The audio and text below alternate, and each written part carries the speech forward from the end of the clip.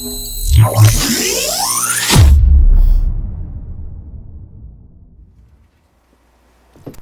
guys, it's Ethan from Zimmer Labs, and this is Brian's Qui Gon Jinn that I just finished repairing and just doing some modifications to. I'm going to do just a short video so that Brian can see it, see how it came out, show you guys what I did. Basically, when he sent it to me, it wasn't working. The battery was dead, the recharge port wasn't working.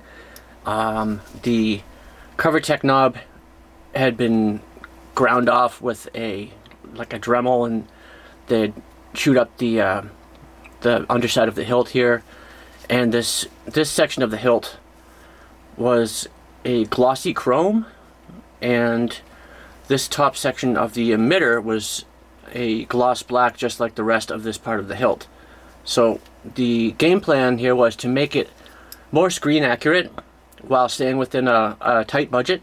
So the first thing I did was turned this on my lathe to expose the aluminum up here on the emitter, just to make it more screen accurate. I turned the shroud to expose the aluminum and take off the chrome. It was kind of a shiny chrome finish on this part, and also to minimize the damage to this section where the cover tech knob had been. Then I created this red button greeble, which is a kill key that threads and screws into a knurled red button that I made on my lathe, and then just put about 4 coats of primer and paint on there. Ideally, I would have powder coated this, but I didn't have any matte red powder coat. But this is a nice little add because it just stays there. It doesn't actually kill the saber because of the way that this recharge port is wired. There is no switch in this recharge port, so you can just leave it in there pretty much all the time unless you need to charge it. So it looks, especially if you use your thumb to cover up the activation button, it looks like that's actually the saber's button. So it looks a lot more screen accurate with that there. The actual button is this guy. It's 12mm standard anti-vandal LED momentary button, and to power it on, you just power on, press and hold. The other change we made was I added a D-ring down to the bottom here, per the customer's request. Brian doesn't like cover tech knobs, which is the reason why this came off. And but he did want something to hold it so he could hang it off his belt. And this seemed to be the simplest, most elegant way to do that, without actually having to add any more holes or drill or damage the hilt in any way. This just, I just riveted this right through the pommel venting. And it's small and unobtrusive. It's not real noticeable, so it doesn't take away so much from the screen accuracy, but it's nice and handy for hanging from your belt. And it doesn't interfere with removing the chassis because you can just unscrew it. As you can see, it's riveted in there, but that doesn't affect the chassis. It's got one of these removable universal xenopixel chassis. Let's pull it out real quick for you guys so you can see how that works. So to do that, there are 2 set screws. One down here, which is a short one, which kind of anchors the 2 hilt sections together. And then up here, there's a long one, and this holds the chassis in place and also presses this button up and into place. So if you unscrew this, it's a real long one. If you unscrew it all the way, the button falls in, and then the whole thing can just slide right out. And as I said, this is one of those xenopixel universal econo chassis, and it has a Dark Wolf Sabers. I can't remember honestly what the name of this board is, but it's Dark Wolf Sabers proprietary board. It's kind of a wonky board. It's not bad. It drives NeoPixels, and they look good. The way it works though is a little bit counterintuitive and a little bit annoying, although that may be because this is a 1-button setup. It might be better with 2 buttons. I don't know. I don't have a whole lot of experience with this board, but I did have to learn it in order to do this work, because Brian wanted me to also reprogram, change the sound fonts, reprogram the blade array, etc., etc. So at any rate, just that easily put it all back together. To power it off, just a long press on here. Feel, don't think. Use your instincts.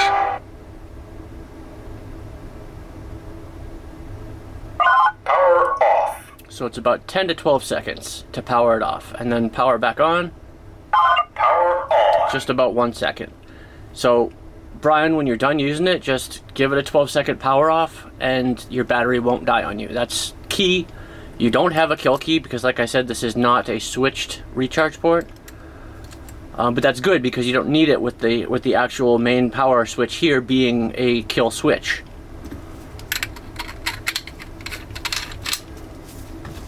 Now this is just one of my shop blades, but it fits in there nice. Power on.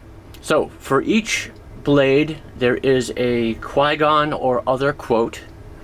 So first blade, this is a slightly pale green.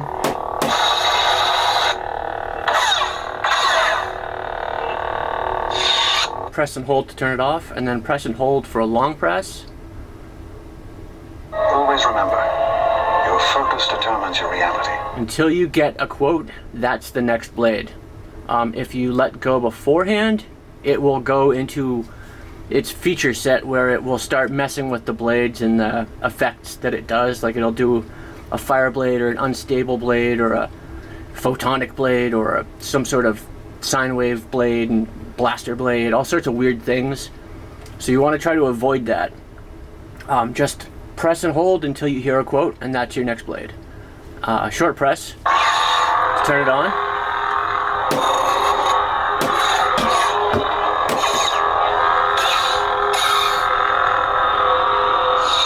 Long press to turn it off.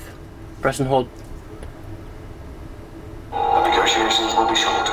until you hear a quote for your next blade. This is a slow ignition, paler green blade.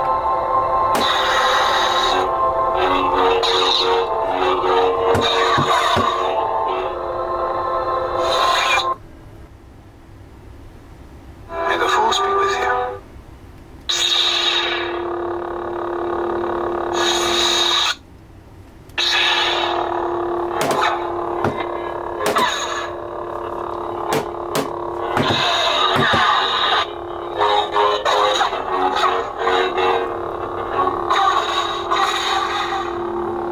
Long press to turn it off.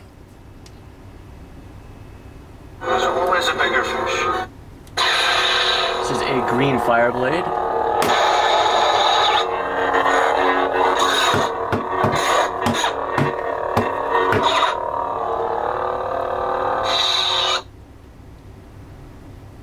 Luke Skywalker. This is a Return of the Jedi-esque blade. Super bright green. Semi-slow ignition.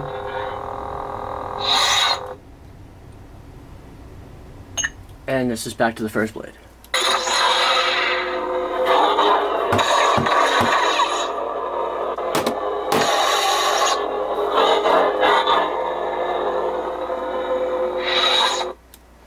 Okay, so now as far as features go, if you want to change the volume level, it is a 1.5 second press and hold, then release. So Volume low. Mute. Volume high. so volume low, then mute, then volume high.